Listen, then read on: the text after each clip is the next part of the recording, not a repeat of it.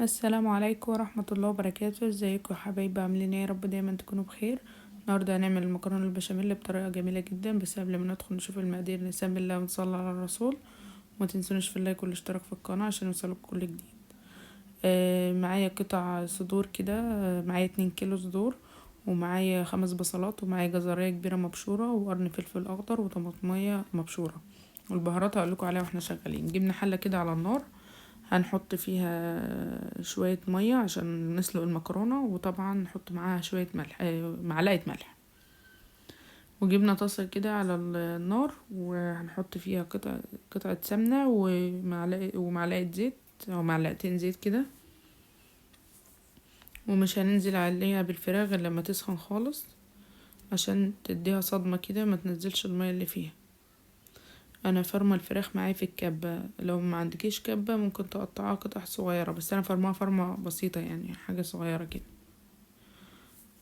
وانا لما بفرمها بتبلها بشوية فلفل اسود، بحط على رشة فلفل اسود بتبلها بقى واسيبها شوية يعني.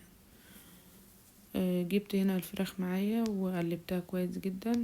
شوفوا ما شاء الله، عشان نزلنا بالفراخ على نار، على الزيت وهو سخن كده، والسمنة ما نزلتش معايا مية معانا ازاي وناشفة وحلوة ازاي. ننزل بقى معانا ب5 بصلات،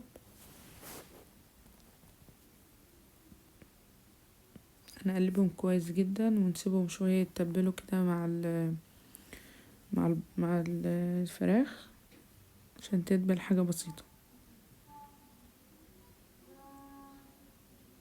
خلاص اتبلت معانا هنا كويس. هننزل معاها بالبهارات، معانا فلفل اسود، معانا ملح، معانا بابريكا، معانا بهارات فراخ، زعتر، رشة من الزعتر كده، رشة من البصل البودر والثوم البودر، وكمان رشة من القرفة. آه، جربوا طريقتي دي والله هتعجبكم كويس جدا، وهتعتمدوها مش هتعملوا غيرها يعني. بألف هنا وشفا للي هيدوقها واللي هيعملها بطريقتي. ما هو الحلويات بتعمل حلويات، انتوا عسلات فلازم تعملوا حاجة مسكرة كده وعسل زيكم. هننزل معانا بقى بالقرن الفلفل الأخضر، ومعانا الجزرية ونص كده مبشورة. الجزر دلوقتي جميل ومسكر، فبيخلي الحاجة جميلة بصراحة، وكلها فوائد كده، ما تبقى كلها خضار وحاجات كده، بتبقى حلوة كمان للأطفال اللي بياكلوها. لو انت ولادك ما بياكلوش الفلفل والجزر والحاجات دي، تبقى جميلة كمان معاهم مع المكرونة.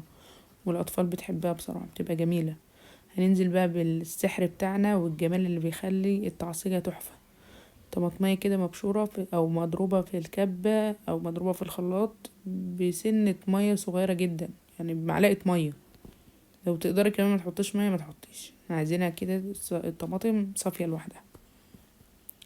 نقلبها كويس كده ونسيبها بقى تاخد لها غلوة كده على النار، ونسيبها تستوي مع نفسها كده، ونروح بقى نشوف المكرونة. نديها تقليبة كده، طبعا هي لسه ما استوتش خالص. البشاميل بتاعي انا بحب يكون جاهز، ما بحبش اللي هو بتعمل في البيت، بيكون بحس ان هو يكون تقيل شوية عليا يعني. انا لما بحب ده بيكون خفيف. فانت لو عايزة تعمليه في البيت هقولك على مقداره دلوقتي تعمليه. انا طبعا الاول انا ده كل اللي بحط 3 اكياس عليهم لترين لبن، لترين ونص لبن، يعني 2 كيلو ونص لبن عليهم 3 اكياس بشاميل.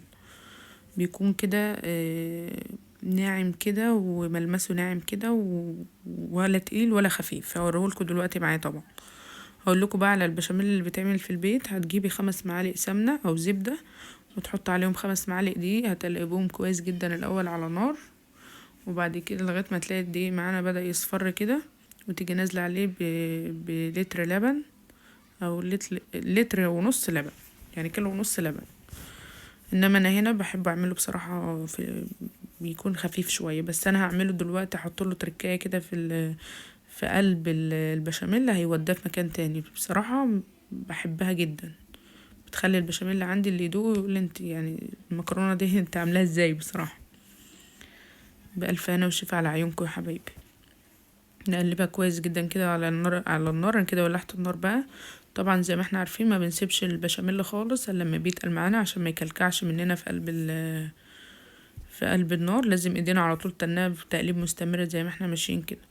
وطبعا زي ما احنا عارفين لازم طول ما احنا واقفين كده نستغفر الله ونصلي على الرسول، نملى الدنيا معانا بركة وخير كده، ربنا يزيدكم من نعيمه يا حبايبي. طبعا مالك زي ما انتم شايفين كده قاعد يلعب حواليا يعني. اللهم صل وسلم وبارك عليك يا حبيبي يا رسول الله. جبنا معانا معلقة زبدة، دي بقى بتوديه في مكان تاني، بتخليه طعمه زبدة كده اللي هو ايه يعني، ناعم كده وجميل ويستاهل بقكم بألف هنا وشفا يا حبايبي على اللي يعمله بطريقتي. والله العظيم يعملوه بطريقتي وجربوه وان شاء الله هي دي الطريقة اللي انتم مش هتبطلوا تعملوها في حياتكم. انا خلاص معايا بدأ يتقل معايا، هتنيني برضو بالتقليب المستمر زي ما انا ماشيه.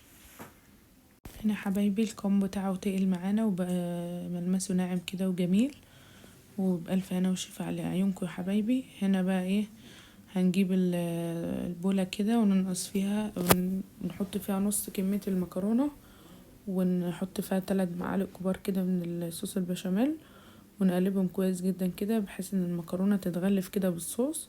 ونيجي في البايركس بتاعنا كده او اي صينية موجودة عندك تحط فيها برضو معلقة بشاميل قبل ما نحط المكرونة، وننزل بنص كمية المكرونة معانا، نفردها كويس جدا، ونجيب كمان نص كمية الفراخ اللي موجودة معانا. انا هنا هعمل صينيتين بنفس الطريقة اللي انتوا شايفينها دي. هنا يا حبايبي خلاص فردناها كويس جدا، هنجيب نص الكمية اللي باقية معانا ونفردها كويس جدا برضو كده بنفس الطريقة. وكده هجيب برضو معايا الصوص البشاميل بتاعي، هغرق كده وشها، انا بحبها كده غرقانة في الصوص بتاعها، تبقى جميلة يا حبايبي. جربوها بس بطريقتي دي بألف هنا وشفا، والله العظيم هتعجبكم جدا.